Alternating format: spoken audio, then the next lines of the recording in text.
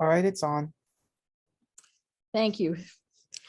All right, I'll start by welcoming everybody to this. As I said, I assume more people will be joining us over the next couple of minutes. I'm Sally Parry, and I'm the executive director of the Sinclair Lewis Society and have been for almost 30 years now. And I'd like to welcome everybody who has shown up so far. This looks like it's going to be a really terrific conference.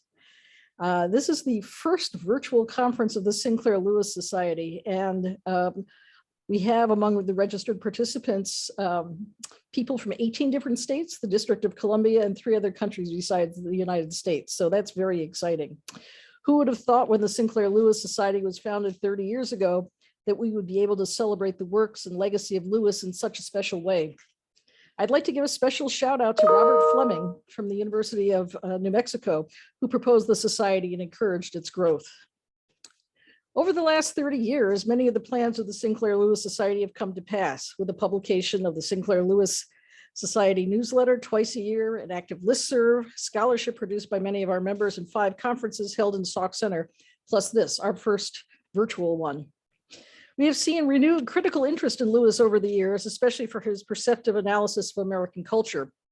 Among the highlights are Richard Lingeman's biography of Lewis, Sinclair Lewis, Rebel from Main Street, Dave Simpkins' Becoming Sinclair Lewis, focusing on the young Lewis, Gary Scharnhorst and Matthew Hoffer's Sinclair Lewis Remembered, Stephen Michael's Sinclair Lewis and American Democracy, and Samuel J. Rogel's monumental 7-volume collection, The Short Stories of Sinclair Lewis, 1904 to 1949, which is expensive but fascinating. Lewis's writing continues to remain timely. His insight into fascism in America, and It Can't Happen Here, was cited again and again during the 2016 and 2020 presidential campaigns, and his insights into public health emergencies, as described so vividly in Aerosmith, have been referenced often throughout the pandemic. And there is the continuing relevance of Kingsblood Royal to issues connected with Black Lives Matter.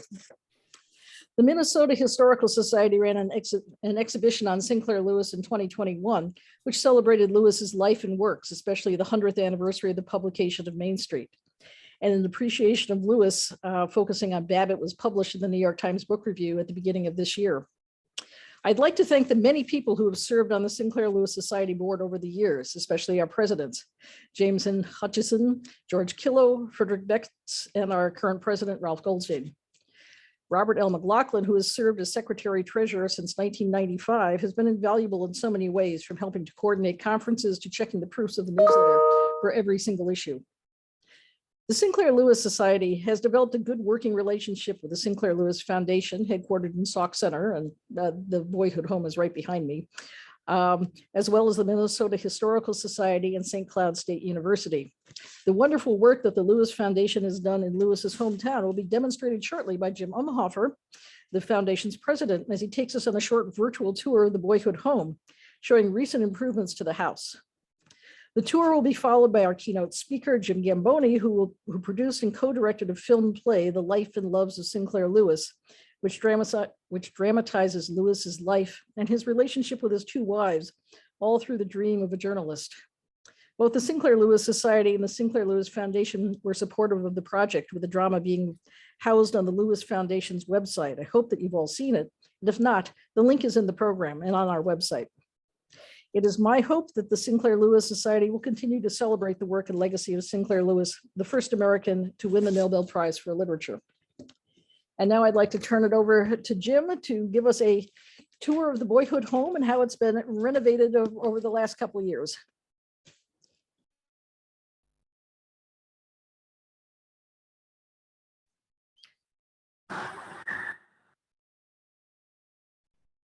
All right.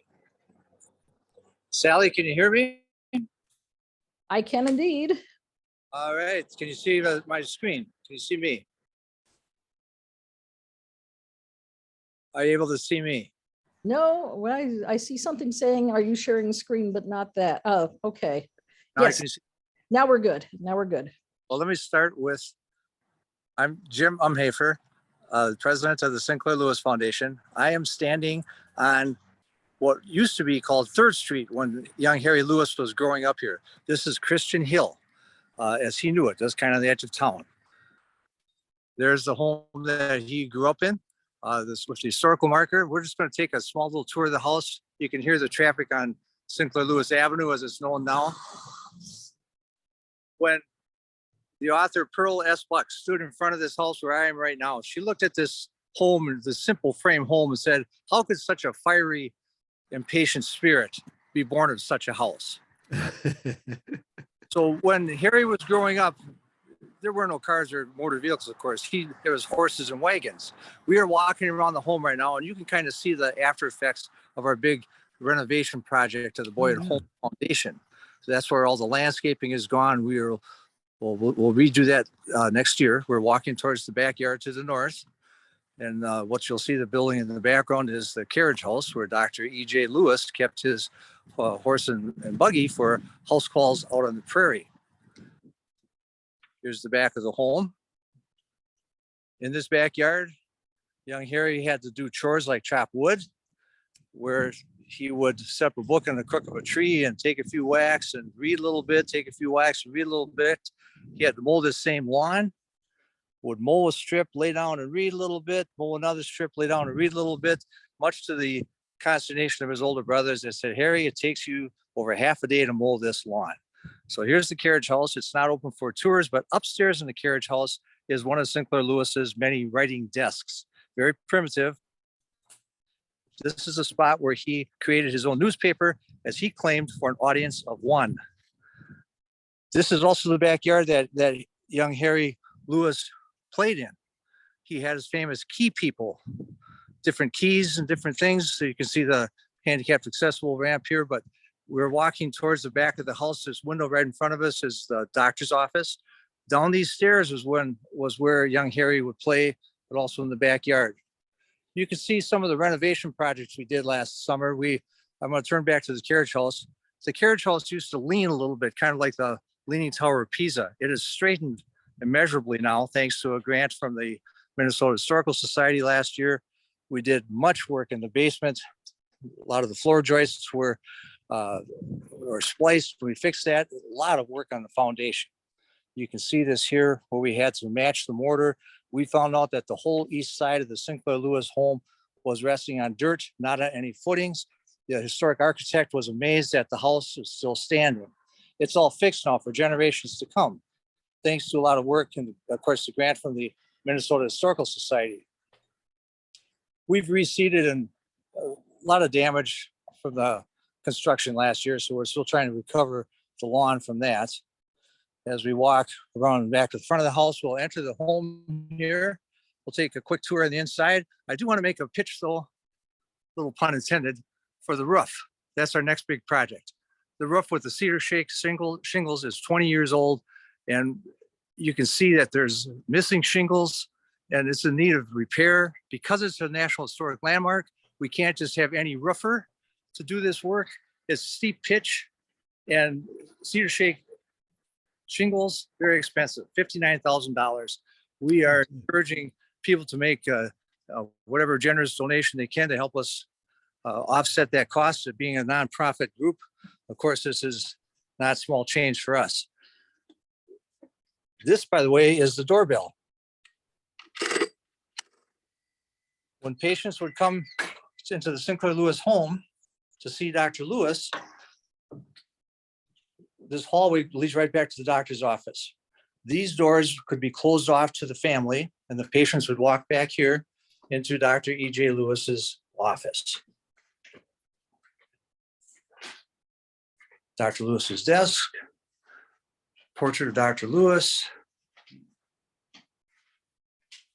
portrait of Harry Red Hell Lewis.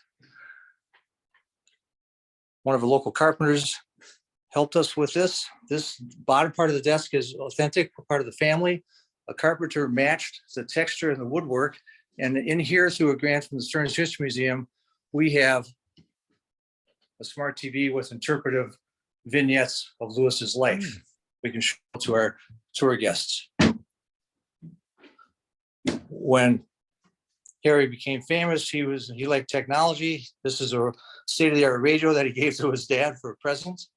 One time, we are entering into the library. Emma Lewis, the biological mom, and young Harry Lewis, 5 or 6 years old, noticed his clothes, little dog in his hand. The family was not wealthy, but pretty well-to-do by Sauk Center standards, looking at his coat. Some paraphernalia that Sinclair Lewis owned himself, cigarette case, his chess set. This is a place where the family had their library. When the Lewises emigrated from Wisconsin to Sauk Center, they had, I'm not sure how many wagons of household goods, but one wagon had books. They had more books in the local library. Local residents would come here and borrow books from the Lewis family. And a lot of the books in these two cases were books that Dr. Lewis got, Robert Louis Stevenson, many books that young Harry became absorbed with. Walking into the parlor. This is the high school pillow from Harry Lewis's high school graduating class of 1902 with the names on it. HSL, Harry Sinclair Lewis. Of course, his stepmother, Isabel, the red-haired tornado, when she started the, helped to start the Minnesota Federation of Women's Clubs. Many women's organizations around the state to this day owe their beginning to some of her efforts, including the Sauk Center Gradanium Club, which she would host the meetings right here in this parlor, closing off the doors, including this one, although young Harry would leave it open ajar and would sit on these stairs to eavesdrop on the women as they're discussing various books. Walking up the stairs in the Sinclair Lewis Boyhood home. Last year during our construction process, we emptied the house completely. A local businessman generously donated storage space for 6 months. We took up all the old carpet, put new window coverings in. This is the grandfather's room. Isabel's father from Chicago, when he come to visit, would stay in this room.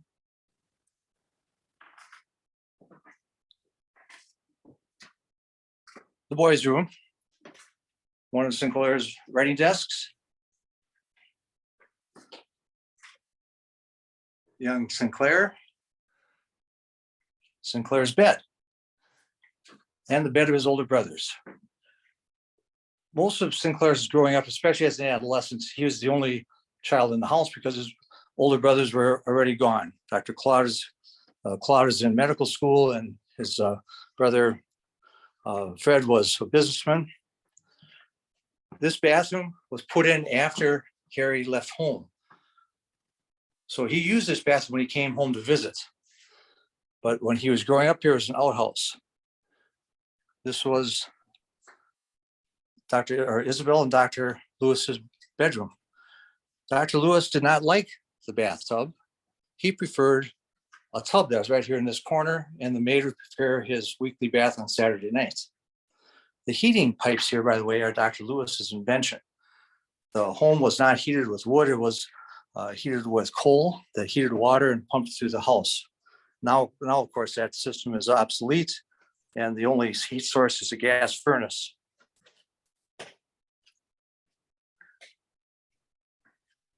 Here's the front door.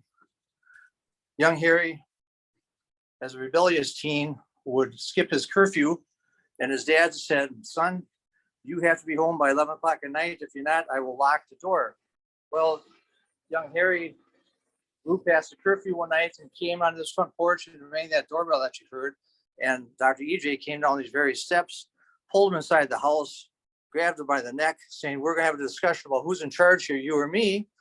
And in Harry's words in his diary, Dad proceeded to beat me up, a little bit, rough me up, until Isabel came downstairs, and he said, "I don't know what Dad would have done if it wasn't for Isabel.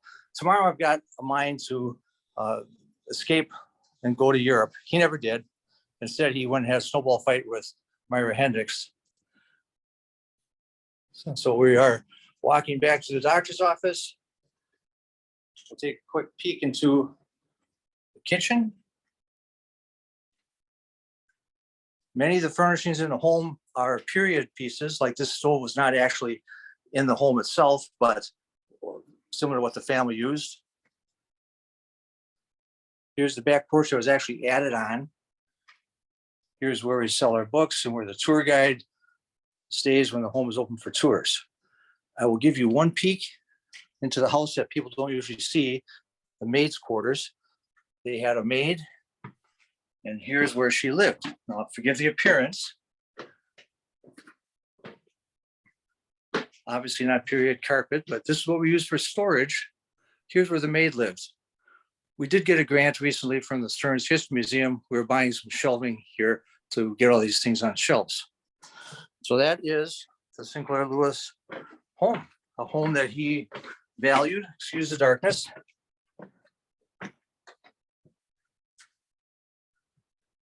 Walking into the dining room, which does have authentic dining room table and furnishings of the Lewis family. I will pass this over. This is Jim Gambone, the producer and creator of The Life and Loves of Sinclair Lewis. Jim, thanks for joining us. Thank you, Jim. We're going to need to get back to my screen. All right.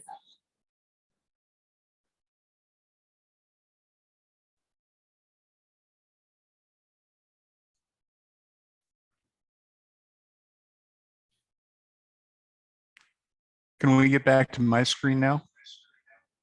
Do I have to hit share? Jim, you're currently pinned, so everyone should be able to see you now. Okay, then we'll get started. Thanks, Jim, for the wonderful tour of showing how the birth home of Sinclair Lewis is being faithfully maintained by you and the Sinclair Lewis Foundation. Jim does an incredible job of helping to make sure this home stays really in the best possible shape it can. I also want to begin this presentation by saying how honored I am to be here in the home of Sinclair Lewis. It feels very special here tonight. I'm having trouble with with my presentation here. I don't know, it's jumping around. Okay. It feels very special here tonight as I'm sitting at the dining room table where Sinclair Lewis ate many a meal and where his mothers may have read him numerous stories. I hope to call upon the energy in this house to inspire me as it has inspired so many in the past, including Mr. Sinclair Lewis. For those of you who don't know me, I like to say that I carry a number of professional portfolios. I'm a part-time public health professor at Capella University, a 30-year plus advocate of intentional intergenerational relationships, an author and a public speaker, and a film and television writer, producer, director, and distributor for over 35 years. And I also love to play golf. There is little for me to tell this audience about Sinclair Lewis that many of you don't already know. But I can tell you a little bit about how the production of The Life and Loves of Sinclair Lewis came into being in between October 2018 and September 2021. And I can share what I learned in that process about the man, his life, and his loves. In the spring of 2018, a friend of mine from Duluth, Minnesota called and asked me if I had read It Can't Happen Here by Sinclair Lewis. He told me a little bit about the themes he saw in the book because he knew of my concern for the rise of authoritarianism and totalitarianism, both here in the United States and around the world. He told me that reading the book might stimulate my creative juices on how to make this book and its important messages more available to the American public. It's important to mention that It Can Happen Here became a bestseller again in 2016, 80 years after it had been written. I truly couldn't stop reading the book and I loved it. Now I was intrigued. Lewis had witnessed in the 1930s how close we were to losing our democracy to the rising tide of totalitarian behavior, both internationally and domestically. In doing some additional research, I found out that Lewis had written the play for the WPA Theater Project based on the book, and that the Berkeley Repertoire Theater had received permission from the Lewis family estate to create a new play in 2016 that stuck more strictly to the book than the old WPA play. I decided that the contribution I could make was to produce a dramatic reading of the new play from the Berkeley Repertoire Theater with professional actors at the Jewish Community Center Theater in St. Louis Park, Minnesota in late October 2018. I wanted to use the dramatic reading as a reminder to people to get out and vote. This production sold out a 375-person theater in less than 2 days when the Minneapolis Star and Tribune announced that a 3-time Pulitzer Prize winner and beloved Twin Cities news anchor Don Shelby had agreed to play the role of journalist and publisher Doremus Jessup. The production went on despite the horrible shooting at the Tree of Life Synagogue in Pittsburgh only 2 days before our performance date. Many people showed up at the theater and said they wanted to demonstrate that they would not subscribe to intimidation and fear. Attending that performance were Jim Umhoefer and some of the board members from the Sinclair Lewis Foundation right here in Sauk Center. Jim came up to me after the show and said the foundation was hoping to do something special for the 100th anniversary of the publication of Main Street in 2020. He asked if I would be interested in helping to figure out what that something might be. I said I would be very interested because now I wanted to learn more about Lewis and his other writings. I read Main Street in college, but that was many moons ago. This is how an incredible journey of discovery began. Jim and I both like the idea of creating and producing a theatrical play based on Lewis's life and starting with Main Street to honor the 100th anniversary. Jim is a very good grant writer and asked me to flesh out a budget for such a production and a week-long run of the play that would be scheduled for the last week in October of 2020 to celebrate the actual publication date of Main Street in that same month in 1920. Jim also told me that a real Sinclair Lewis expert then will get that a real Sinclair Lewis expert would be actually I'm losing my place here. The real Sinclair Lewis expert would be able to was actually organizing an exhibit at the Minnesota History Center, and what's happening now is that I have somehow the accessibility feature on my phone, and my speaker is on. So as I'm speaking, it's actually adding what I'm saying to the to my text. But anyhow, that our senior curator at the Minnesota Historical Society, Patrick Coleman, had received the go-ahead for a major Sinclair Lewis exhibit scheduled to open in October of 2020. Putting on my producer's hat, I thought if I could get Don Shelby on board, and if Patrick Coleman at the History Center was willing to co-promote the play and the exhibit, and if we could raise the money, we certainly could do something special to honor Sinclair Lewis. When Jim talked to the most likely funder, the Minnesota Historical Legacy Fund, they told him they didn't fund fictional plays. I quickly remedied that situation by calling it an historical presentation that would be literally and historically accurate, not fiction.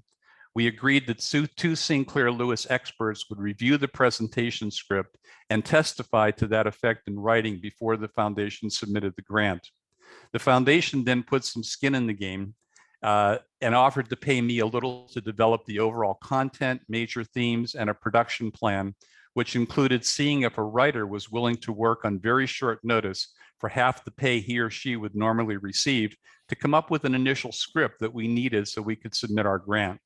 More skin in the game from the foundation, as they said they would put up half of what the playwright would normally receive. The other half was promised to the writer if the grant was successful. It was a definite risk for the writer. I wanted to cover, what I did was I immediately began reading Sinclair Lewis's works and his life journey. I talked with Sally from the society, and she filled me with articles and personal insights that were really invaluable. She gave me a roadmap for how to approach doing research quickly, and she agreed to help in any way she could, which she always did. All of this research was conducted with a fresh set of eyes, since I confess not knowing much about Lewis beyond the Minnesota lore that surrounded him and his birthplace. I reread Main Street, followed by Grace Heger Lewis's memoir, Richard Lingeman's and Mark Shor's biography, and I interviewed Lingeman and Peter Kurth, the biographer of Dorothy Thompson, the second wife of Lewis. After this intense investigation, I knew a few major things that I wanted to see covered, included in whatever we produced. I wanted to cover the importance of place. That is, Lewis growing up in Sauk Center, a town of only 2,600, and his wanting to return there after his death. His hickeys, the horrible acne from the time he was a teenager, winning the Nobel Prize and what that meant to him, his dedication and craft as a writer and satirical storyteller, and the important influence of his two wives, on his work his alcoholism, and Lewis's relevance today. You can only do so much, as my playwright keeps telling me, you can only do so much in 90 minutes. And so we started on the project, and this was the experience made it very clear after doing this kind of work that we needed to really begin looking at how we did something original. So I was wanting to do a remake of Steve Allen's TV series, The Meeting of Minds, with Don Shelby recreating the role of Steve Allen. This would have made writing and producing pretty easy because we would have already had a known structure, at least known to a significant part of our target audience. But after meeting with Allen's son, Bill, in Los Angeles, we couldn't come to final terms of being able to use the Meeting of Minds trademark and brand because he wanted to make the show more widely. We wanted to make the show more widely available after its run at the theater. Allen wasn't willing to give us the play reproduction rights, only a one-time run. But given that The Meeting of Minds was one of my and Jim Umhoefer's favorite public television shows as growing up as young men, and Steve Allen being one of my favorite TV stars growing up, this was a fun producing exploration, even though it didn't go anywhere. This experience, however, made it very clear that we needed to do something completely original, although most people would argue that nothing is completely original. In my research, nobody had ever created something focused on the impact of the two most important women in Lewis's life during his incredible and prolific writing career. I thought this would be an original take. In fact, the first working title we had was A Minnesota Tumbleweed, taken from Gracie's book. And the final title, The Life and Loves of Sinclair Lewis, specifically spoke to including his two wives. I now had a general sense of the direction and the major themes I wanted to cover. That's when I contacted the Minnesota History Theater. They liked the concept and they agreed to give us a week's run at the end of October 2020. A contract and budget was developed, all depending on receiving a grant from the state. Again, we didn't have any money, but it was a good idea. The artistic director at the History Theater, Ron Peluso, another person like myself from Pittsburgh, suggested Bob Beveridge, a well-known and award-winning historical playwright. Bob signed on, and I began the arduous process of planning and producing an original historical presentation, not a play, where all the major dialogue would need to come from the spoken or the written words of Sinclair Lewis, Grace Hager Lewis, or Dorothy Thompson. I want to take a moment here and honor Bob Beveridge. When I offered this work, partly based on spec, I told him that because of the funding, everything we put in the script needed to come from the three major characters, and his work would be reviewed by national Sinclair Lewis experts. This is an incredible challenge for a writer who's used to taking some creative license, even with historical figures and dialogues. I hope those of you who have seen the life and loves of Sinclair Lewis will agree that Bob more than met that challenge. Here's an example of how we use the words and the book, words of Sinclair Lewis, Dorothy and Gracie, talking about King's Blood Royal, and the video vignette we created with the dialogue using their actual words and the words from the text. Could you play the vignette, please?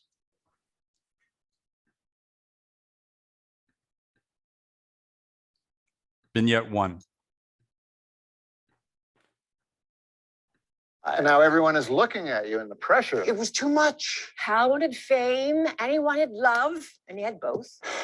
And there came a time where they might not be enough for him. It was a long downhill slide from there. Oh, nonsense. Some of Red's best and most important work came after the Nobel. And Vickers, King's Blood Royal. It can't happen here. I'm sorry, go back. King's Blood Royal, about race relations in the United States.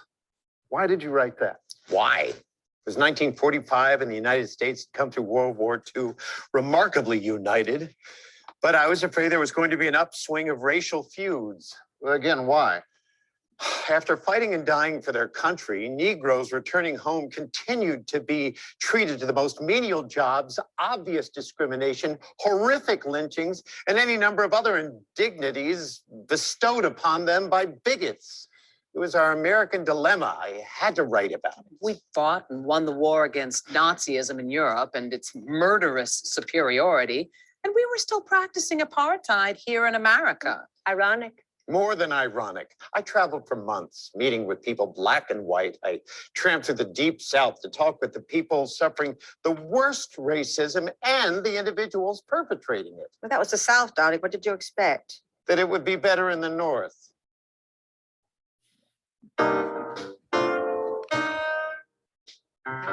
That child is just beginning to learn the humiliation that every Negro feels every day, particularly in our self-satisfied North Middle West. In the South, we're told we're dogs who simply have to get used to our kennels, and then we'll get a nice bone and a kind word. But up here, we're told we're complete human beings and encouraged to hope and think. And as a consequence, we feel the incessant little reminders of our supposed inferiority, the careless humiliations. More than our Southern cousins feel the fear of lynching. Humiliation. That's a word you white people ought to know about.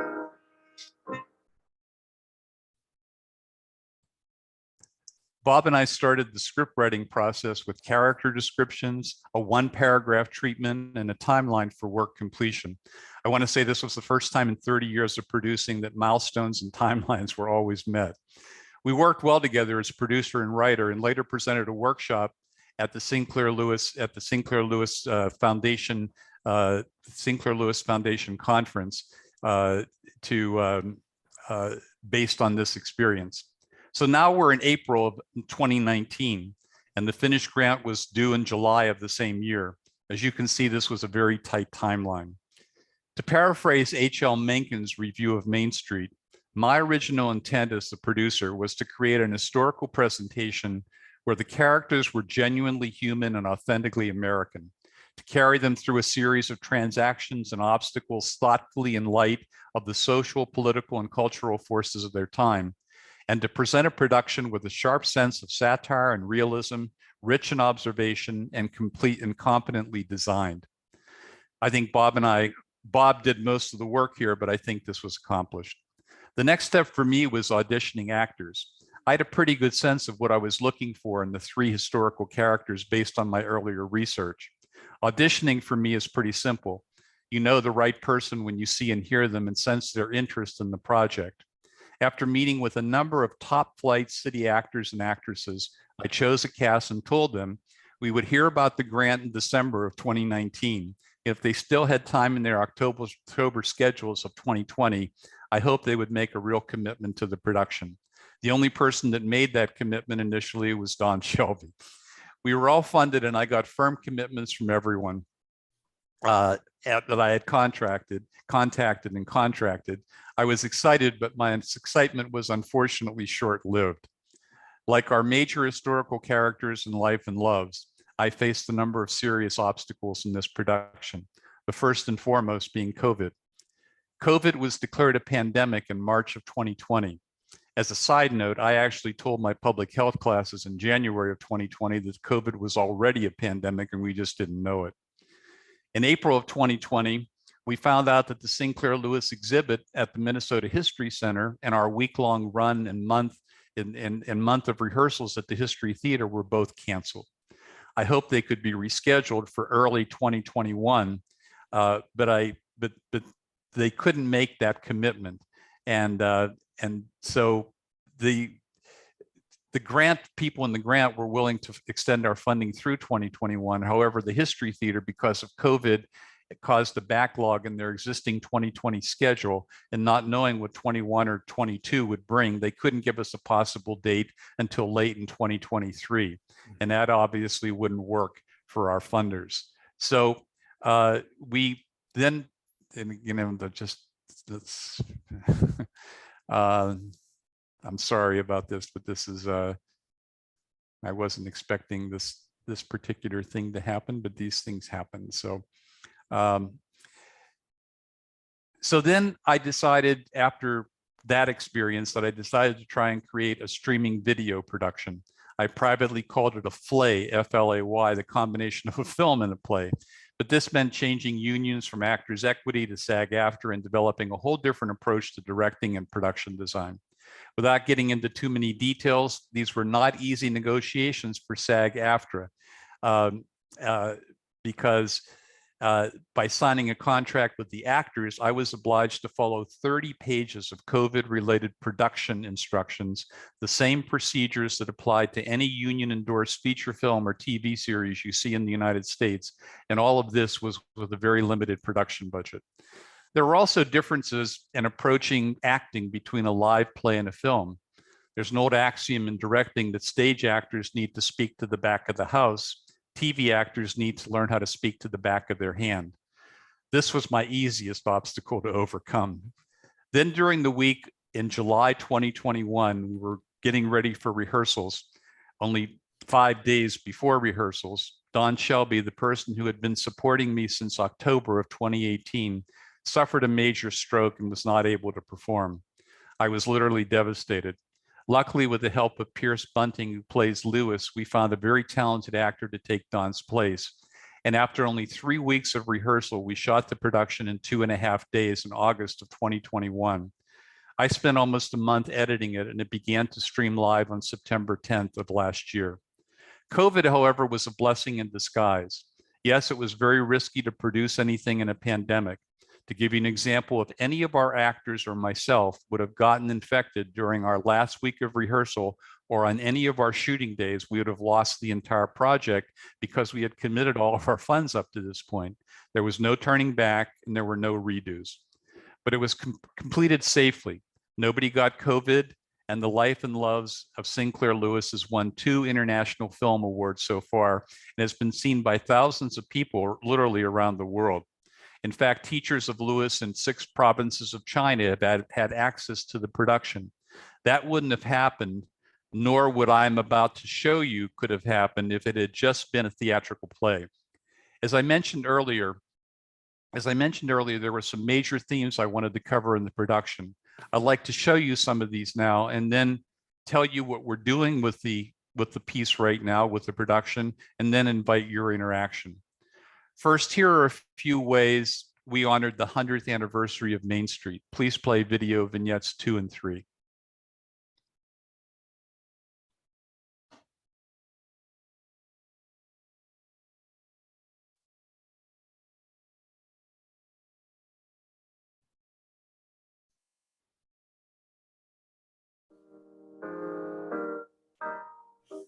This is America, a town of a few thousand in a region of wheat and corn and dairies and little groves. The town is, in our tale, called Gopher Prairie, Minnesota, but its main street is the continuation of main streets everywhere. The story would be the same in Ohio or Montana, in Kansas or Kentucky, or Illinois. Main Street is the climax of civilization. Our railway station is the final aspiration of architecture. Sam Clark's annual hardware turnover is the envy of the 4 counties which constitute God's country. In the sensitive art of the Rosebud Movie Palace, there is a message, and humor strictly moral. Such is our comfortable tradition and sure faith.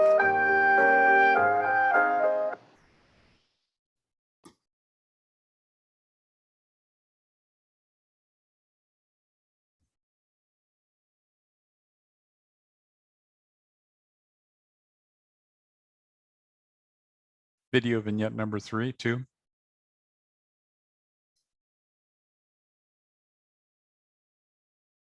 Number 3. I had to work. No, that's not it. Sorry, give me a second.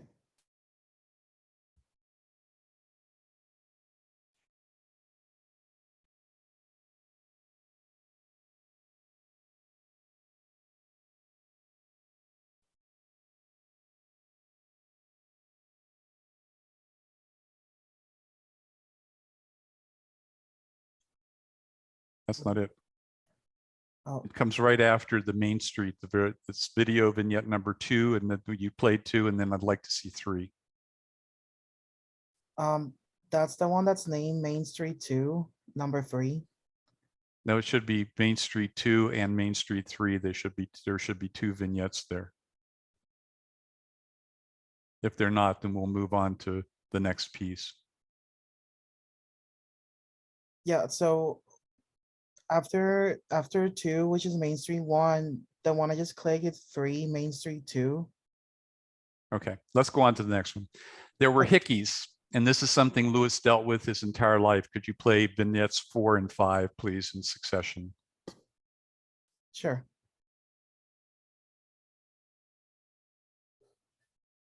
Playing number 4 right now.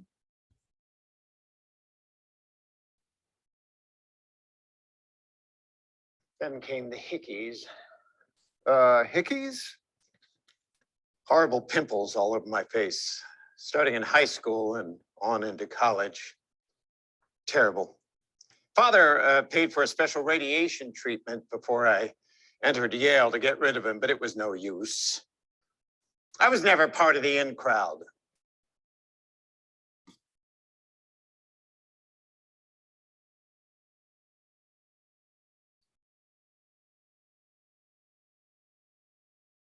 Now playing number 5 in succession.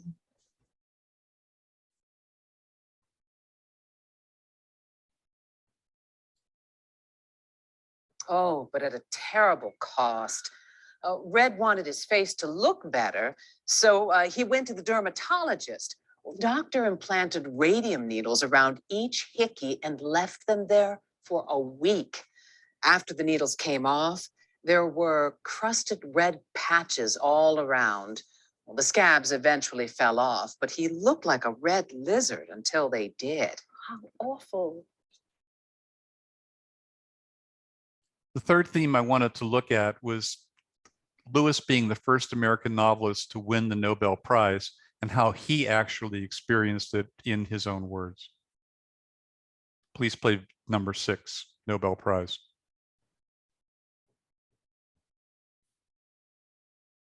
That's why Hal didn't produce anything of real value after he won the Nobel. I wasn't drinking, it was the damn prize. The Nobel Prize ruined you?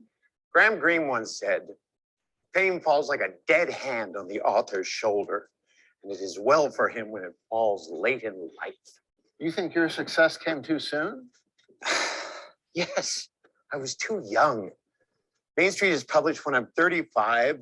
I'm awarded the Nobel 10 years later when I'm 45. And now everyone is looking at you and the pressure. It was too much. The next issue that we had a lot of difficulty dealing with was how to deal with Lewis's alcoholism. So we decided to use Lewis's own words. Please play number 7.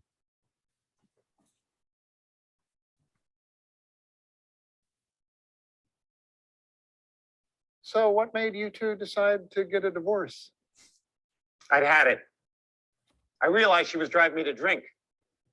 After 14 years, I finally had my fill, so I ups and chucks it. That's exactly how long Hal and I were married. Well, apparently Red has a best if divorced by date. Now, wait, let's go back. Red, you know, people today would say that you were addicted to alcohol and you had times when you were on the wagon and off the wagon. Would you say that that's a fair assessment? Yes. No, I wasn't an alcoholic. So it was simply Dorothy's fault when you drank too much? Absolutely. I quit drinking after we separated. The only reason you stopped drinking after we separated was because you started gorging on sweets. You would gobble up a 2-pound box of chocolate creams in one day. You drank glass after glass of iced coffee with 4 spoons of sugar in every cup. You got a big tummy and cavities, and the coffee gave you the jitters. And then your drinking friends deserted you, said you weren't interesting anymore. You were just dull, damn dull. And then off the wagon you went. I had as much as I could stand. To be fair, you knew about Red's drinking before you married him. Well, of course I did. Everyone did. So I insisted that he stop. I told him I wouldn't marry him if he kept drinking. But no man can stand the full flood of a woman's love. Damn right, it drowns him. Dorothy wanted me to choose between alcohol and her, and I couldn't stop. A man takes a drink, the drink takes another, and the drink takes the man. It got me.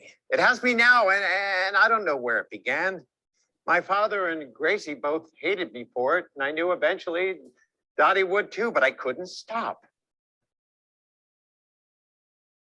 The next issue that we wanted to deal with was Lewis's intensive research as a writer, his social satire, social realism, and some of Lewis's most significant contributions to the American novel. This scene was created using the words and descriptions by his wives and the actual words and music used by the evangelist Billy Sunday. Please play vignette number 8.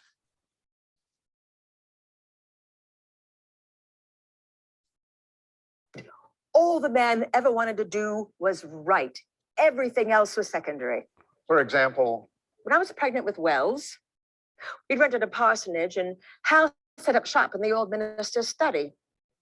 He must have already been thinking about writing some story or another because he heard that Billy Sunday was bringing his Salvation Road show to New York. Billy Sunday was an old baseball player turned evangelist preacher, real fire and brimstone. I know the type. Are you sick of sin, my friends? Are you sick of seeing sin around every corner of this metropolis of the devil? One hot spring night, Hal took me to a suffocating stretch of tent on Broadway and 168th Street. Are you sick of the saloons, the drinking, the loose and decadent women who don't wear underclothes, who do wear lipstick, who endlessly suck smoke from cigarette sticks? Well, so am I. Billy was busy saving New York from sin. I'm sick of the milquetoast ministers sitting in their pulpits whining about the offering plates being light and the empty pews the Sunday after Easter. He built a temporary tabernacle with benches and sawdust and wood shavings on the ground. It could seat almost 18,000 people. I'm sick of the draft dodgers, the slackers, the pacifists, the Reds and the aliens who come to take the jobs of hardworking citizens like yourselves. The Roman Catholic in me was horrified by the circus antics, the trumpets blaring, the hysterical hallelujahs, praise the Lord. I'm sick of the radicals who want to organize unions and tell everyone else what to do while sitting on their fat seats. Some men scuttled along behind the bench on which we sat, whispering to each person, "Is your heart right with God?" I tell you, all them aliens and radicals ought to be deported or hanged, and I don't really care much which. Then Hal suggested that we hit the sawdust trail, and I almost fainted. The Sawdust Trail? It means going up to the front to get saved. 1,000-voice choir sang hymns while we jumped in line with all the other converts. Wait, what? You converted? Oh, for God's sakes, no, don't you see? Hal wanted to see what it felt like. It was his research. Nothing was sacred to him once he was on the scent of a story. Yes, I wrote about that in the newspaper articles that showed up in the following days and weeks that exposed our Mr. Sunday as a charlatan, con man, and hypocrite. He was fleecing honest, hardworking people out of their money. So that's how your book, Elmer Gantry, was born, a satire about evangelists. Yes, the fakers who were bamboozling people. That book set the country on fire. I knew it would. It was immediately denounced from pulpits across the country, and my book sales just soared. Hal was invited to a lynching party in Virginia. His own. Some minister suggested that even a prison sentence of 5 years was not out of line. Billy Sunday called me Satan's cohort and thundered that he would have knocked me so hard that there would have been nothing left for the devil to levy on. Some cities even banned the sale of Elmer Gantry. Yes, it was banned in Boston, Kansas City, Camden, even Glasgow, Scotland. Every time a library refused to put the book on their shelves, every time a hateful op-ed piece showed up in a newspaper, it provided my publishers with the best possible kind of publicity, free, and the book sales kept climbing. This was a good example. Lewis loved to do these kinds of impersonations and acts at parties, and he was able to mimic people's voices and their presentations almost after he heard them one time. He could do it just incredibly well. Finally, the last vignette I'm going to show you is dealing with the importance of place in Lewis's life, especially here in Sauk Center. So could you please play video vignette number 6, the last video vignette?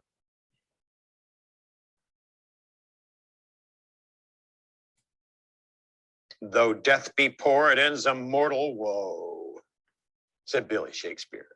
Well, unlike Shakespeare, your death was front page news everywhere. January 10th, 1951.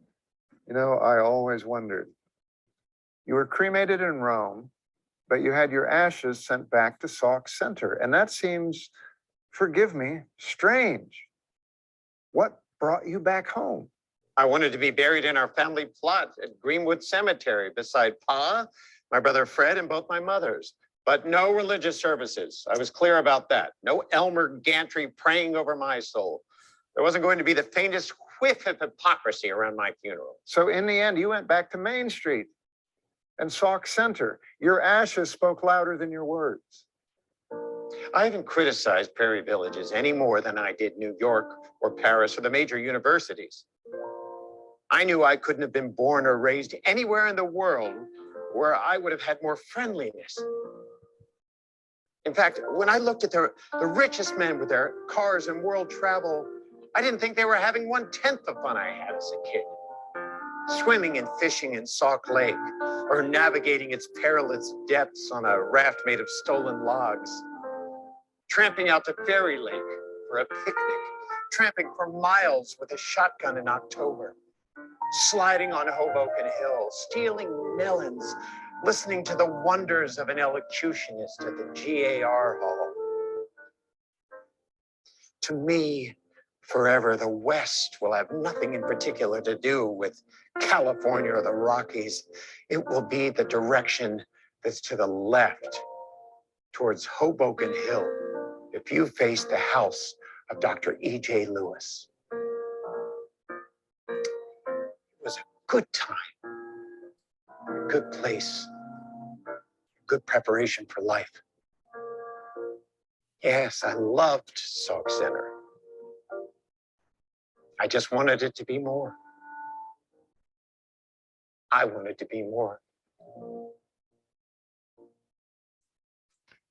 So those are the major themes that we tried to cover in the life and loves of Sinclair Lewis, and you can make your own judgments as to how successful we were. But it's been received pretty well so far, and I think we did a pretty good job of making good coverage of some of the major issues that I heard from the experts that told me these were some of the major issues that we should be looking at in the piece. And again, Bob did a wonderful job of being limited to the spoken or written words of the three major characters to put them into a good screenplay. So what are we doing now to help make this production more accessible and available? We received a small grant this year, the Sinclair Lewis Foundation did, from the Minnesota State Arts Board to help promote the life and loves. We're using that grant to offer the licensing of the original live theater play that we had started with back in 2019 to professional and amateur theater companies in our region. Starting next month, you can go to the Life and Loves page on the foundation website and see how this works. We also hope the society will help us to promote this new product. And since our grant limits us to marketing in Minnesota, you can help us, those of you from other states, by spreading the word in your own theater communities that a new original dramatic play about Sinclair Lewis will be available to them by September 1st. The good news is they can even preview the script of the play at no cost by looking at the Life and Loves video that we just saw parts of, plus be able to see how we produced it here in Minnesota. The license play also comes with our video vignettes that you've seen some of in this presentation. If you have any contacts we can pursue, please get in touch with me through the society or the foundation. As a lifelong educator, I also wanted to make this production available to high schools and university classes dealing with topics like American literature, social studies, history, theater, and writing. So we're offering for free a streaming production in 2 parts of the production that we did of the Life and Loves with a study guide for a 2-day class on Sinclair Lewis. We only ask that the school or any educational organization consider making a contribution to the Sinclair Lewis Foundation to help support both the upkeep of this house that we're in, plus the writing conference that's now in its 35th year that happens every October, if they use this resource. I'm also trying to raise funding to create a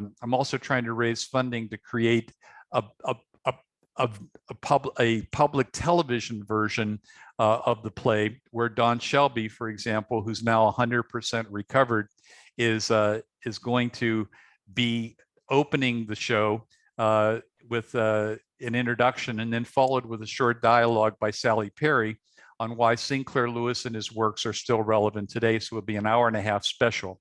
I'm really looking for financial sponsors, and if you have any connections, please let me know about them. And finally, I'll continue to enter the production into various national and international film festivals. This is just another tool for keeping Sinclair Lewis and his works alive in 2022 and beyond. Thank you, and I think we have time for your questions or your comments. And I'm sorry about the mix-up with the script, but these things happen when you're doing something live. So I hope that that didn't interfere too much with the points that I was trying to make in this presentation. Thank you very much. Thank you, Jim. That was absolutely wonderful. And I hope everybody has already seen The Life and Loves of Sinclair Lewis, but if not, I would think that this would whet your appetite for seeing the whole thing. Yes, we certainly do have time for questions. People can either put their questions in the chat or they can raise their hand and speak.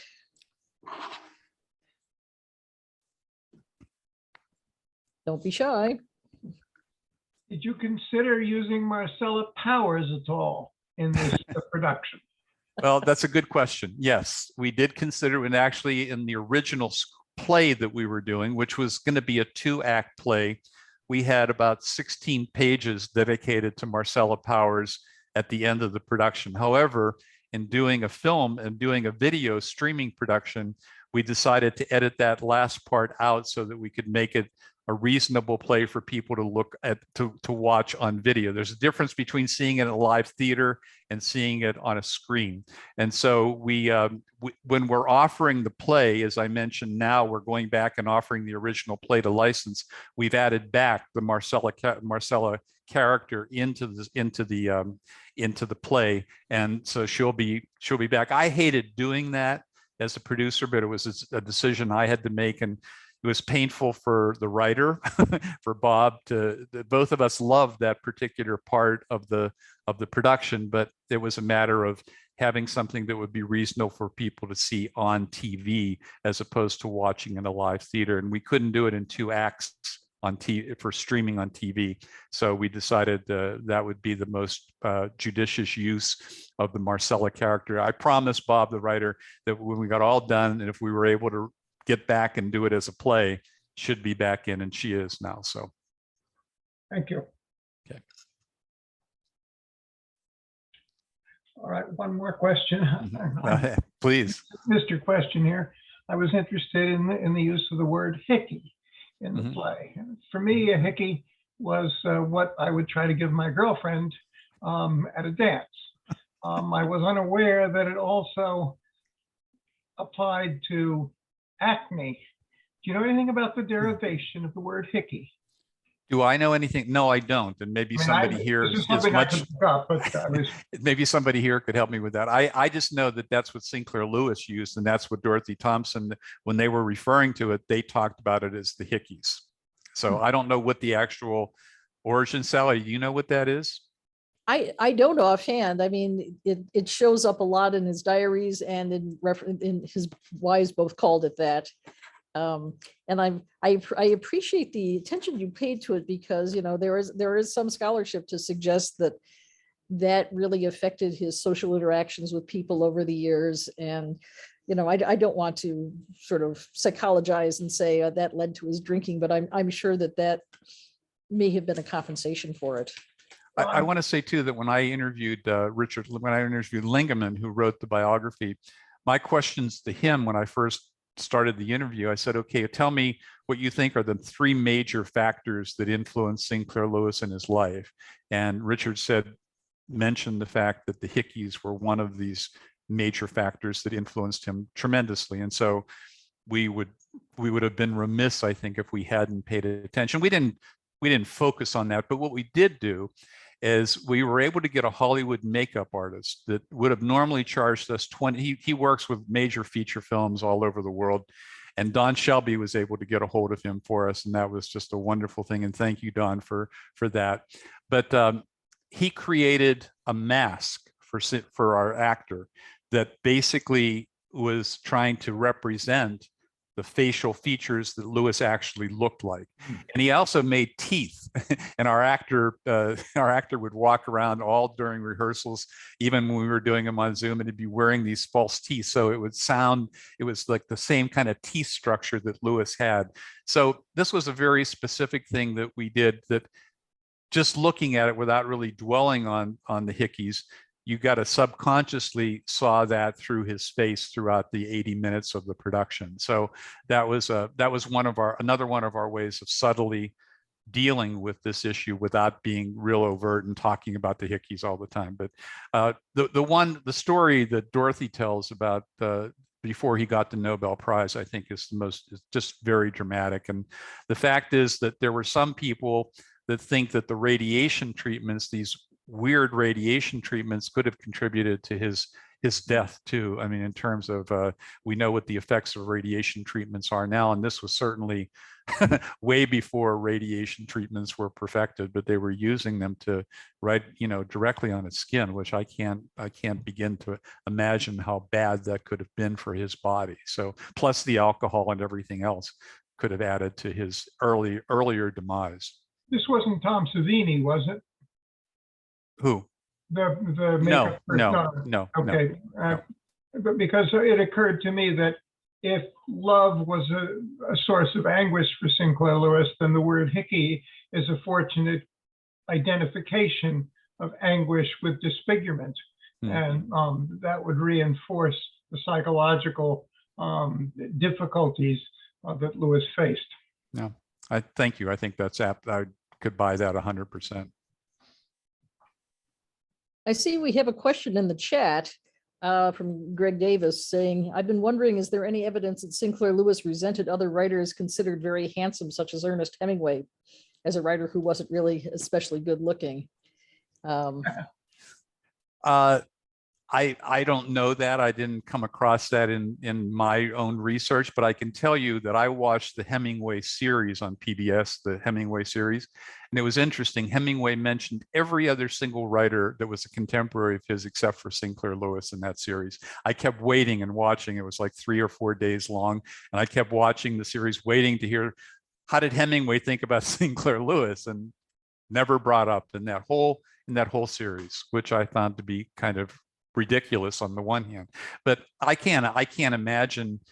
I always thought that his acting out at these parties, when he would do these impersonations and he would try to be the center of attention, was a way of maybe drawing attention away from the disfigurement of his face and trying to get into seeing his talent, both acting talent and a writing talent, and his ability, certainly his way of being able to hear something and being able to repeat it almost exactly, or seeing something in a motion or a body movement and being able to repeat it exactly.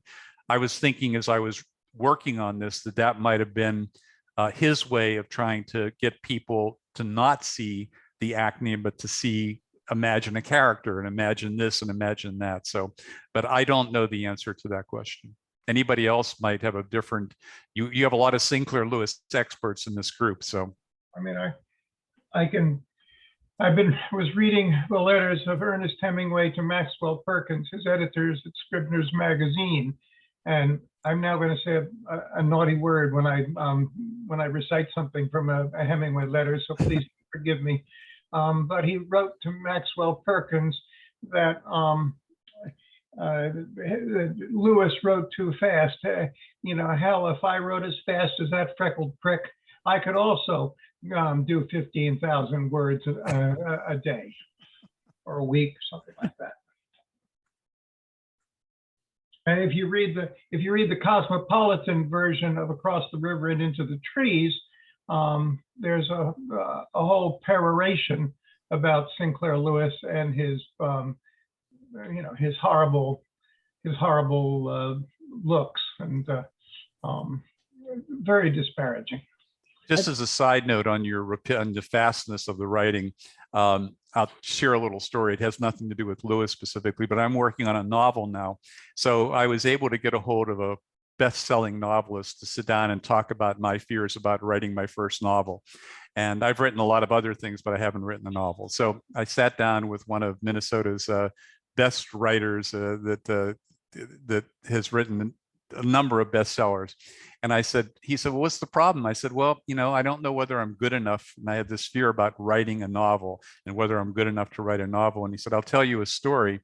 And the story was he was at a conference, and there Stephen King was there, and he had just published his first novel, which was a bestseller, and he was afraid that he could never quite reach up to that level. Like Sinclair Lewis, in terms of winning the Nobel Prize, was fearful that he would never be able to reach that pinnacle again. But Stephen King, my friend Kent went up to Stephen King and said, could you have lunch with me and we could talk about this? They sat down and Stephen King said, like Kent said to me, he said, what's the problem? And Kent said, well, I don't know whether I can write something quite as good. And Stephen King said, well, here's my advice. You write fast enough so that the fear never catches you. And I thought that was good advice for anybody. And now I've been trying to follow that now. So I'm writing my novel, trying to write it as fast as I can. So there's a message in the chat from Bob Beveridge, the writer, who says, Jim, could you tell us the names of the actors in the production? They were amazing. And I must admit they were, since I sat in on some of the earlier rehearsals and I kept thinking, is this going to work? And I was really blown away by the final product. So yes, I think you should mention the actors. Right. Well, Bob is here. So why doesn't he come on and mention the actors himself? So Bob, why don't you come on and take yourself off of mute and tell us who the actors were that you ended up. Bob co-directed this with me too, so he can do that.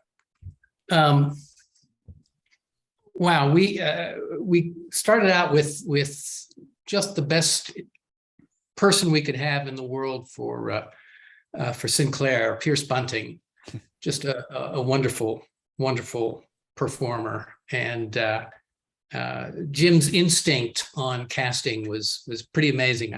I was always a little hesitant because usually, when you're casting, and Sally, you know this, when you're casting a stage show, you put out a call for actors and you listen to, 30 actors read the same stuff and you pick the best one person who's doing that. And Jim, went out and had coffee with a couple of people that he thought might be good. And by golly, he picked the right ones. Michelle Myers-Berg played Dorothy, and her husband, Raymond Berg, did some of the underscoring and the music for the show that really added. I just thought it helped bring out some of the themes and just, gave it some texture. Laura Esping played Gracie, and every rehearsal, I would just marvel at what she brought. Yes, there's all this writing that these people had done, but what were they like interpersonally?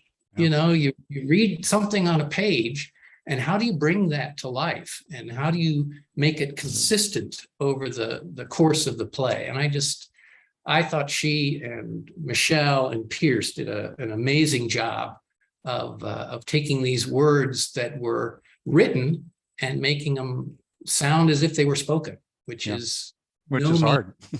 Very hard. And then the savior of the show, the person who replaced, you can't replace, let me rephrase that.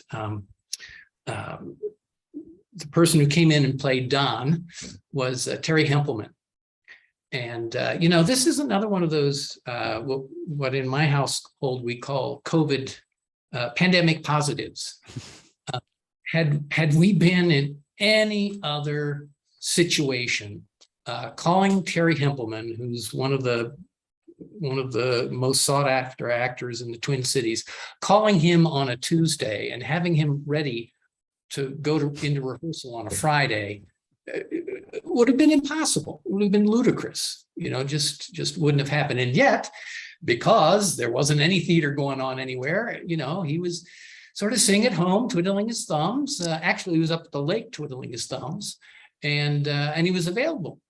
Said, sure, yeah, I can come down and start on Friday. Well, oh my gosh, So we were really fortunate.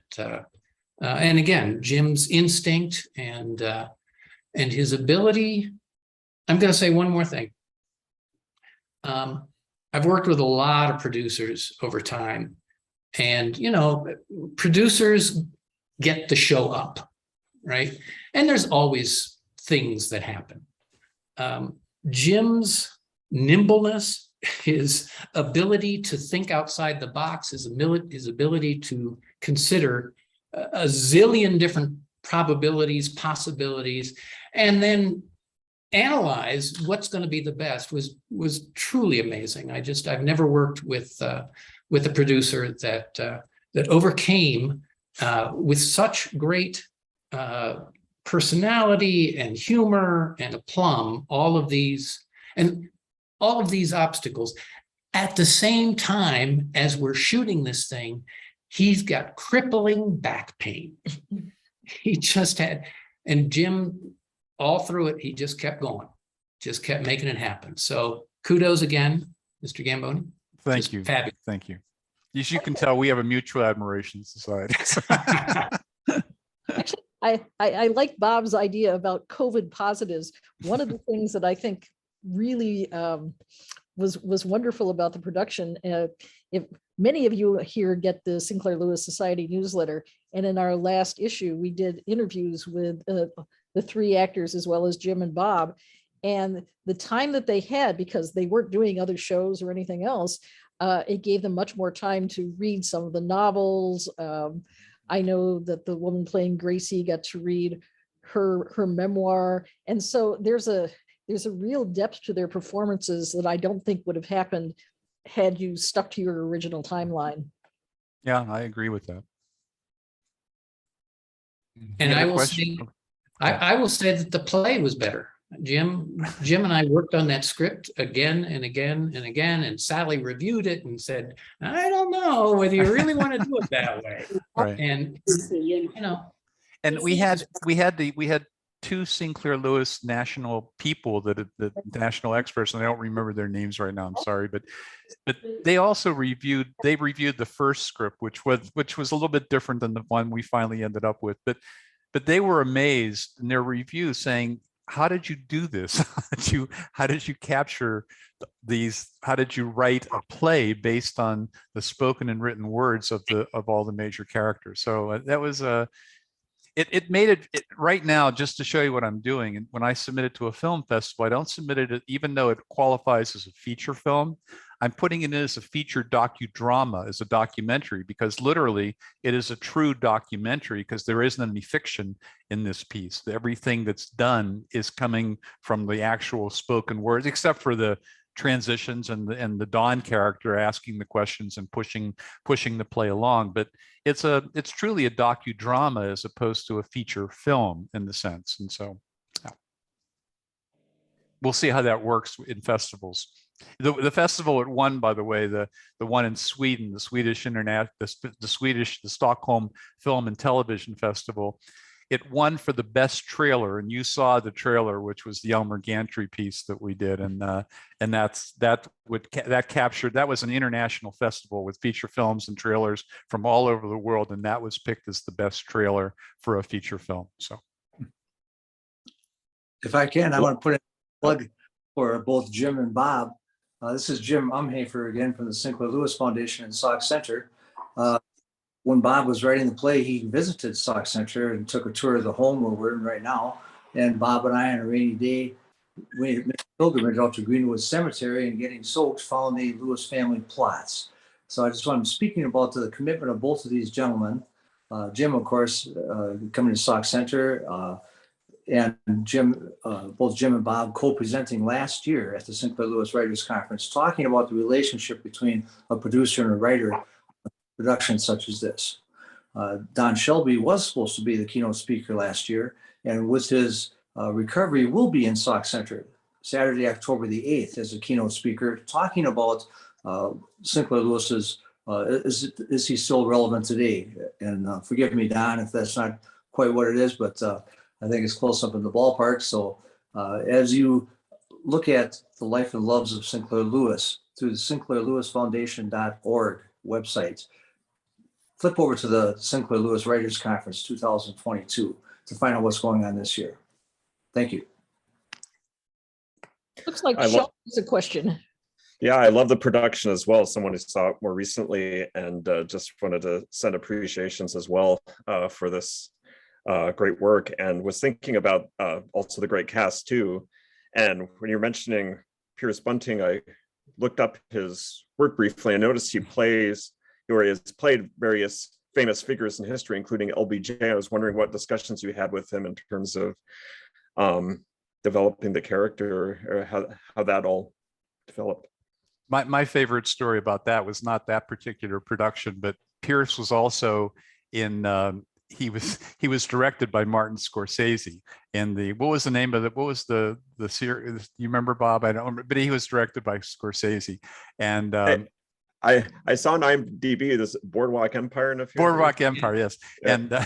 And so he was. He told me, he said, "Well, you're both Italian, Scorsese, Gambone," and he said, I enjoyed working with you as much as I enjoyed working with Scorsese. So that was a really fun thing. But Bob knows a little bit more about Pierce's background, because Bob spends a lot of time with the History Theater and has written a number of pieces, historical pieces. But Pierce is, from my point of view, the reason I really liked him was not so much because he had done all these characters. I liked him because of his energy and his passion for wanting to dig deep into the character that he was going to be playing. So immediately when I asked him if he would sign on to this, I was deluged. Do you have anything that shows Sinclair Lewis talking? I wanted to hear him talk. So I had to go and do some research and dig up some voice, whatever I could find. I found like 3 voice things. I'm a pretty good historical researcher myself. And so I found some voice things. I tried to find anything I could. And then he said, just shower me with work, shower me with research, shower me with articles. And fortunately, I have Sally over here who's showering me with those things. So I would just, send them over and pass them over to Pierce and anything I could find. And he did, he came up here to Sauk Center, and I called him one day before rehearsal started, and it was on a Sunday, and it seemed like he was outside. I said, well, where are you? And he said, I'm looking for the gravestone. I'm looking for the gravesite, and it's raining outside. It's a storm. He's up in Sauk Center a week before the rehearsals actually started, and he's trying to get a feeling. He wants to get a sense. He wore the teeth that was very uncomfortable for him. And then it was a 2.5-hour process for putting on this mask that was made for his face. It was 2.5. So he was dedicated, and that's what I really appreciated and loved about his work. And you never know until you actually see it and you actually see the person doing it. And we didn't have a long time to rehearse this either. We had to do a lot of it by Zoom because of COVID, because we couldn't get together. I didn't want to risk somebody getting infected, because then the whole project would have disappeared, and we would have had nothing literally except a lot of explaining to do to our funders. So, but this is what I really loved about Pierce. Bob, what about you? You've known Pierce longer than I have. Well, I've known him longer. I've certainly seen him any number, but I'd never worked with him in a rehearsal situation. And one of the things that he was really good about and really conscious of is, we're pulling these moments, pieces of Sinclair Lewis's writing or pieces of diary from over a 40-year period, from a young man to a mature writer. And how do you connect the dots? We think of ourselves, what you were like as a teenager versus what you were like in your 30s, your 40s, your 50s. Those are very different things. And so here we are, we're compressing it into a 80-minute piece, and he's got to connect the dots emotionally and intellectually to make it a character that seems consistent and believable across a lifetime in 80 minutes. And his dedication to that, and his questioning of, I just said this, how do I get here? He enjoyed the jigsaw puzzle aspect of it. Good question, though.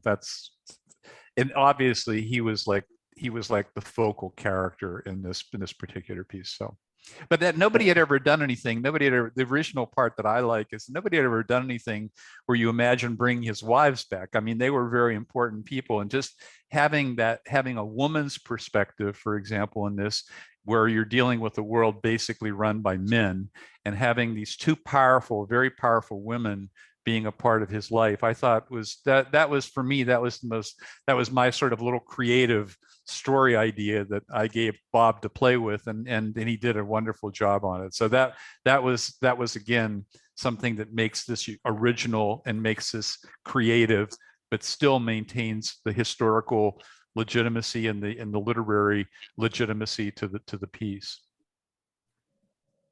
We have another question in the chat. Okay. From your nephew. It says, "Hi, Uncle Jim. What do you most admire about Sinclair Lewis as a writer and as a person?" What do I most admire? I admire his ability to see things in our society that are bad, that are missing, that need to be, as he said, I just wanted Sauk centered. I wanted to be better. I wanted Sauk centered to be better. I think Sinclair Lewis wanted America to be better. And that was to me, that was the thing I admired most was and I haven't read all of Sinclair Lewis's works. There are people in this room that have read much more than I have and can actually comment on that particular question. But for me, it was his dedication to making America better, trying to make America better through his writing. That was the thing that I admired the most about his life. And I think if you look at it, sometimes he's writing in the 1920s up through the end of the 1940s. And if you look at that period, the style of writing is a little bit different for me to read, especially back in the 20s, and the use of language and the use of words. But he always had the ability of going right to the heart of the matter. And as I read a lot of people who criticized him, I read a lot of critiques of Sinclair Lewis when I was going through my exhaustive search of who didn't like Sinclair Lewis and why they didn't like him. And one of the reasons people didn't like him is because they said he wrote too fast. Hemingway said that, but also they said he wasn't the literary artist that Fitzgerald was, for example, who Minnesotans love, as opposed to Sinclair Lewis, who sort of takes a backseat to F. Scott Fitzgerald, even though he spent much more time here in Minnesota than F. Scott Fitzgerald spent. But it was his ability to really get to the basic issues that people deal with and be able to say them in language. Obviously, he was very popular. And the reason he was popular is because I think he spoke in the language that people understood at that time. And he was adaptable. He changed over the period of time. And plus, what I also liked about him and admired about him was the fact that he was a risk taker. He gave up writing for a while and went into acting, became an actor, became a producer. And that was kind of a cool thing. I like to think of myself a little bit about transitioning over a number of different portfolios, professional portfolios. And I really admired that in Sinclair Lewis too. He wasn't afraid to take a risk. And also as a researcher, he was par excellence. I mean, he would dig into something and really research it. And as a former investigative reporter myself, knowing what it takes to do an investigation when you're trying to do something and the amount of time that it takes. And obviously, if you watch the play, his two wives would say, well, that was one of the things that was difficult about living with him, because he was so focused on his writing that he wasn't perhaps paying as much attention to them or the children that he had. So that's a long way of answering my nephew's question. So thank you for the question. It was a good question. Sally? Yes, George. Sally, I have a follow-up to the talk about Pierce Bunting.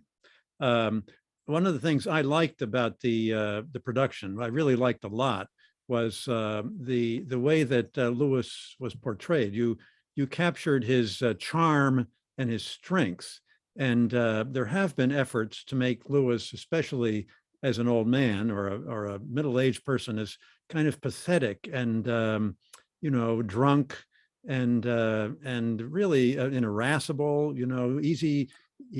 easily somebody who easily took offense, kind of a loser, that you wouldn't want to be around. And yet the Sinclair Lewis character in the production had charm and vitality and strength. He had a twinkle in his eye. He was an interesting person that you might want to know. And I think that's more likely to be the real Sinclair Lewis than these memories that people have, like Hemingway. Hemingway's portrayal of him in, was it Across the River and Into the Trees? Somebody mentioned that.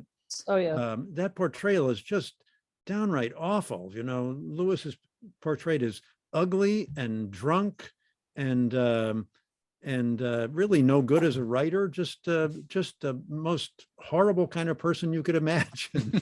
and Hemingway did that even after Lewis had been very kind to Hemingway. Lewis was famous and successful long before Hemingway was. Right.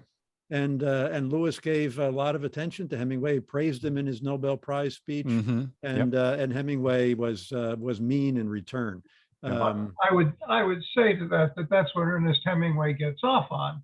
That what makes him a writer is betrayal, and the betrayal is what gives him his energy. I used to know years ago a woman named Avis Devoto, who was married to the famous critic Bernard Devoto.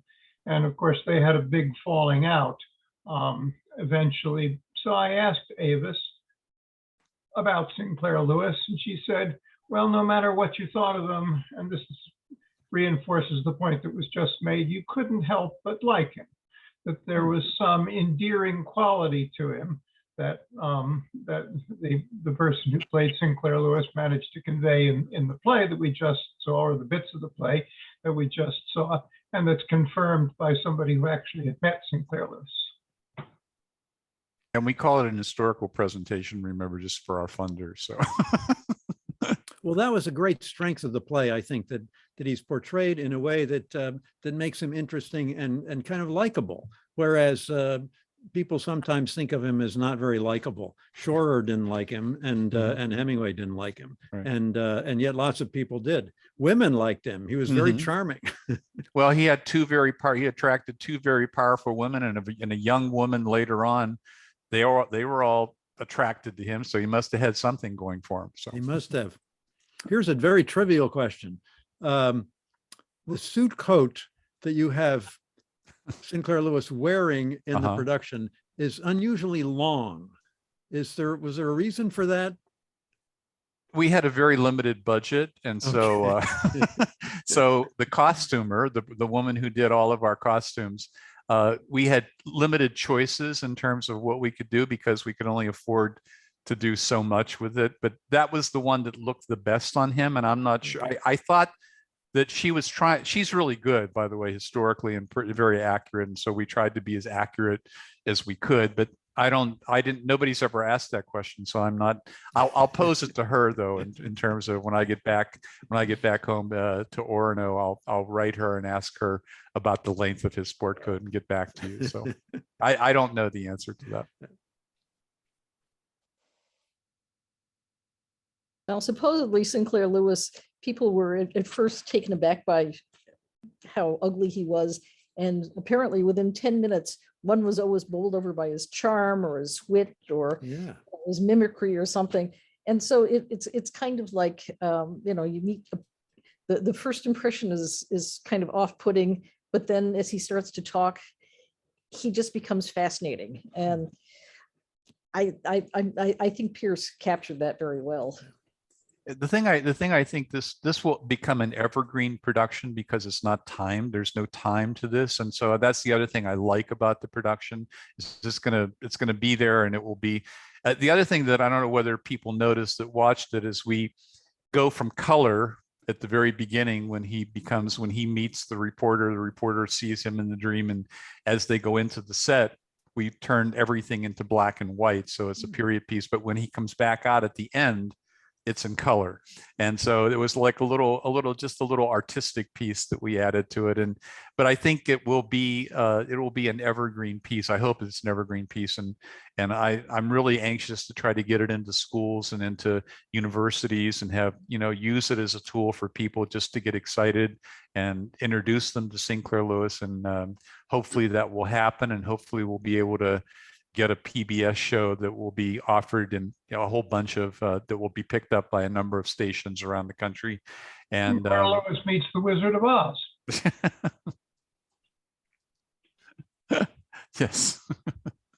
So if you know anybody that has a lot of money that likes Sinclair Lewis, please have them contact me, and I'll make sure that Jim gets to meet them too to help with the house. So. Well, it certainly wouldn't be me. Nor I. No. What I want to present, if I could, since you're writing a book, and Lewis was going to do a book on trade unions, and he couldn't quite make it work, and he was going to do a book on Jews. It wasn't going to quite work, especially after World War II. How can he possibly get trumped by all the stories that were coming out of Europe? So his book probably wouldn't have worked. But we're trying to sort of get Lewis back in public eye and respect for him. And I'm wondering if somebody would be doing, I think Lewis would, if he were here, somebody do a book on the challenge you have in the States with guns. Thinking that because he did the color thing, he did women's issues wonderfully well. He did the evangelism thing.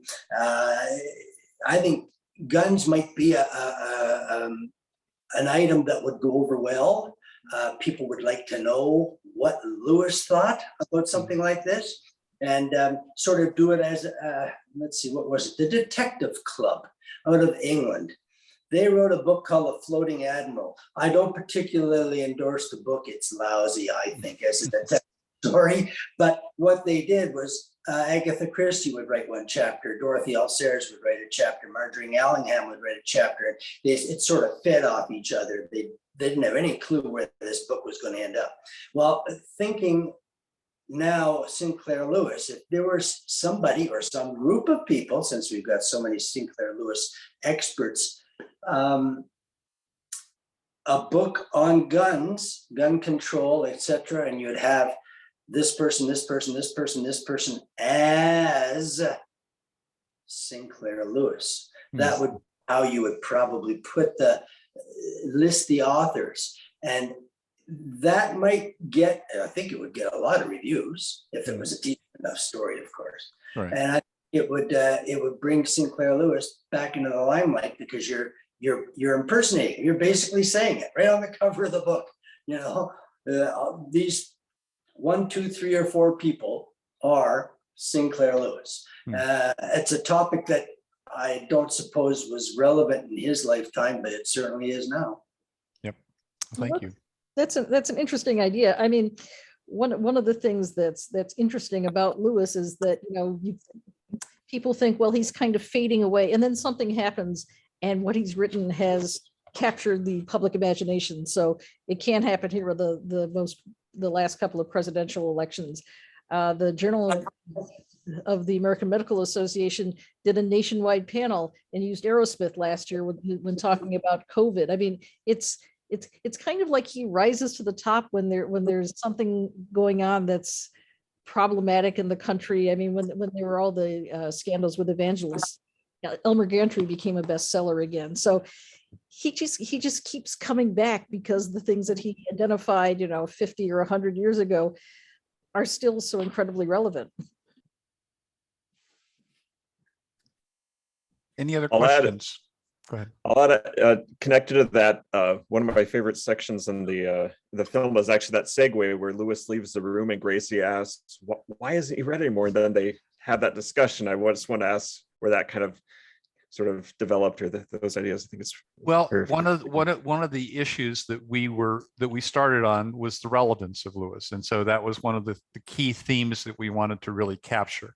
So that was one of the places where we wanted to really just confront that directly. We didn't want to. We wanted to say, okay, why would anybody want to read Lewis? I mean, with and so it started. And Bob, basically, as he was writing, decided that would be it was a moment that we could actually make that incredibly relevant theme very live and real by having that little interplay. And that's one of the places where we didn't use the exact words from the people, but it was a transition piece into Aerosmith, which did use all of Lewis's words. So Bob, did you have something that you wanted to say about that?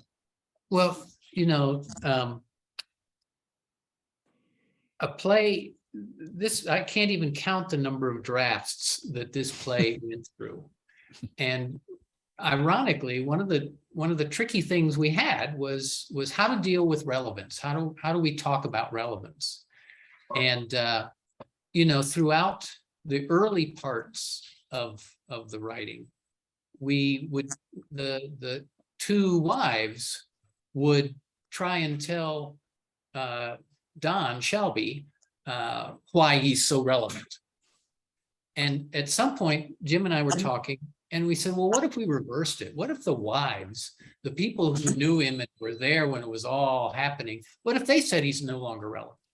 And let Don, the person in the present, talk about why it's relevant, as opposed to having two people from the past talking about why it's relevant.